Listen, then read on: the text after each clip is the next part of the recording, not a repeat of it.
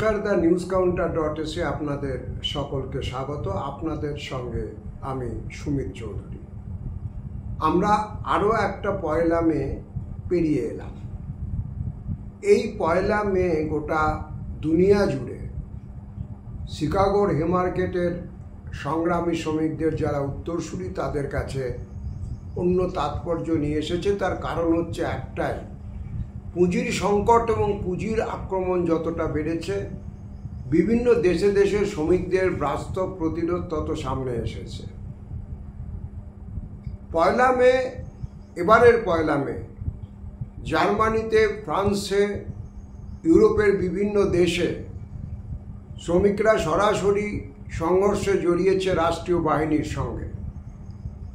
আমাদের ঘরের কাছের দেশ শ্রীলঙ্কা কিংবা নেপাল, সেখানেও মে দিবসে হাজার হাজার মানুষ লাল পতাকা নিয়ে রাস্তায় নেমেছে। এই সমস্ত খবরই আপনারা ইতিমধ্যে যারা খোঁজ খবর রাখেন তারা পেয়ে গেছেন। আমাদের দেশে এবং আমাদের রাজ্যে বিভিন্ন জায়গায় শ্রমিকরা তাদের মতো করে চেষ্টা করেছেন মে দিবসের এই তাৎপর্যের কথা সমাবেশ এবং মিছিলের মধ্যে দিয়ে ধরে রাখতে। আমার মতো কিছু কিছু সংগঠন এবারের মিছিল বা চা বাগানের সংগ্রামী শ্রমিক ইউনিয়নের মিছিল মে দিবসকে নিছক আনুষ্ঠানিকতার বাইরে রাস্তায় নামিয়ে আনতে সক্ষম হয়েছে।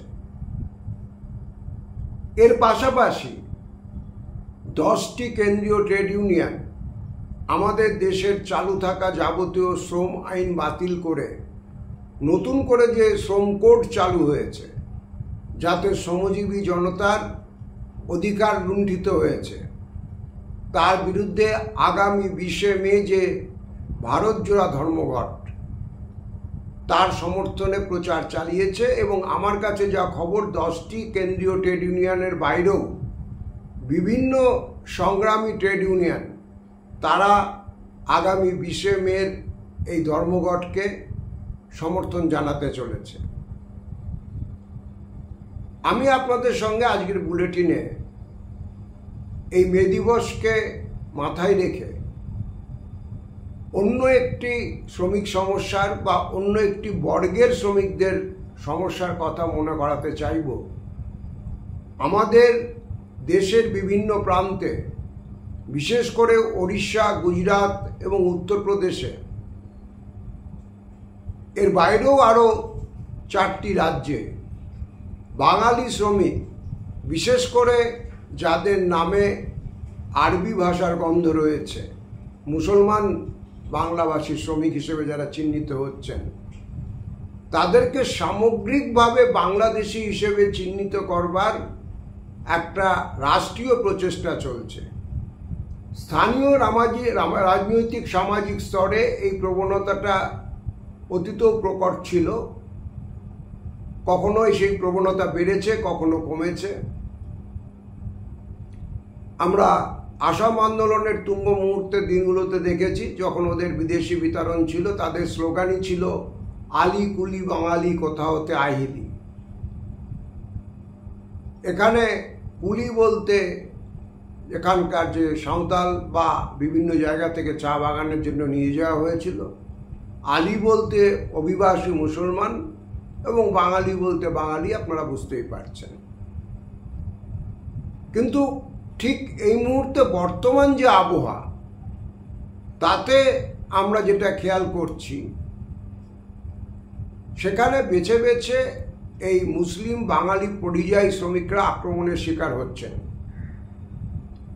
এবং সেটা করা হচ্ছে নাগরিকত্ব যাচাইয়ের নাম করে। একটা অদ্ভুত অবস্থা। বাংলা ভাষায় কথা বললেই এই সমস্ত রাজ্যগুলিতে সম্ভাব্য বাংলাদেশি হিসেবে চিহ্নিত করা হচ্ছে, এবং গুজরাটে প্রায় 7,000 বাংলাভাষী শ্রমিককে এইভাবে আটক করা হয়েছিল। এবং এই 7,000 বাংলাভাষী শ্রমিক যে আটক করা হয়েছিল, পরে তারা যখন স্ক্রুটিনিতে যান, দেখা যায় যে এর মধ্যে 6 বা 7% যাদের সত্যি বাংলাদেশে এই দেশে আসার পর এখানকার নাগরিকত্বের যথাযথ নথি নেই। বাকিরা সবাই ভারতবর্ষের যথাযথ নাগরিক এবং তাদের অধিকাংশেরই বাস বীরভূম, মালদা ও মুর্শিদাবাদে। ওড়িশায় বাঙালি শ্রমিকরা সরাসরি আক্রান্ত হয়েছেন, এই অভিযোগ ইতিমধ্যে উঠেছে।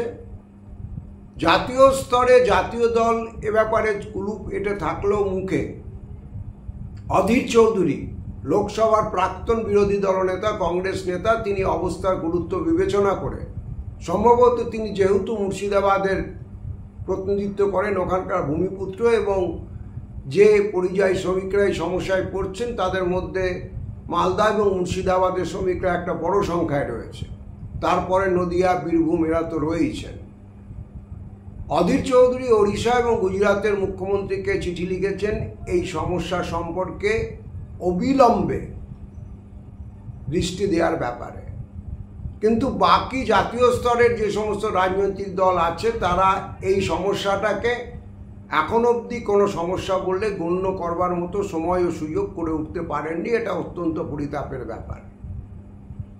এখন মাথায় রাখতে হবে, জাতীয় সংহতি যদি কেবলমাত্র রাষ্ট্র মনে করে যে পুলিশ এবং মিলিটারি দিয়ে টিকিয়ে রাখবে, সেটা একটা ভুল রাষ্ট্রীয় দর্শন, একটা ভুল রাজনৈতিক দর্শন। জাতীয় সংহতি টিকিয়ে রাখতে গেলে দেশের প্রতিটি মানুষের, প্রতিটি রাজ্যের মানুষকে এই ফিল দিতে হবে যে তারা এই দেশটাতে সত্যি সত্যি বিলং করে। তাদের মধ্যে যদি একটা সময় এটা মনে হতে পারে রাষ্ট্র সবসময় তাকে সন্দেহ করছে তার ভাষাগত অথবা ধর্মীয় পরিচয়ের কারণে, রাষ্ট্র সবসময় তার অস্তিত্বের বৈধতাকে আতশকাচের নিচে রাখছে, তাহলে সেটা কিন্তু জাতীয় সংহতির যে মূলগত ধারণা, দর্শনগত ধারণা, তার সম্পূর্ণ উল্টো দিকে দাঁড়াবে। সুতরাং আমি অ্যাপিল করব, এই যে বাঙালি পরিযায়ী শ্রমিকরা গোটা দেশ জুড়ে যে সমস্যার মুখে পড়েছেন, সেটার ব্যাপারে আমাদের রাজ্যের প্রশাসনও উদ্যোগী ভূমিকা অবিলম্বে নিক। আর আগামী 3 তারিখ কলেজ স্ট্রিট থেকে বেশ কয়েকটি গণসংগঠন এবং পত্রিকা বাংলার পরিযায়ী শ্রমিকদের এই সমস্যাকে দৃষ্টিতে সামনে আনতে একটি মিছিলের ডাক দিয়েছে। আমরা চাই এই ধরনের নাগরিক উদ্যোগ আরও বেশি করে সামনে আসুক, এবং সেটাই পয়লামের শ্রমিকদের অধিকারের যে অঙ্গীকারের প্রশ্ন, সেই অঙ্গীকারকে বাস্তবের মাটিতে আরও বেশি সম্প্রসারিত করবে। TheNewsCounter.s এখন এই পর্যন্ত। দেখা হবে পরবর্তী এপিসোডে।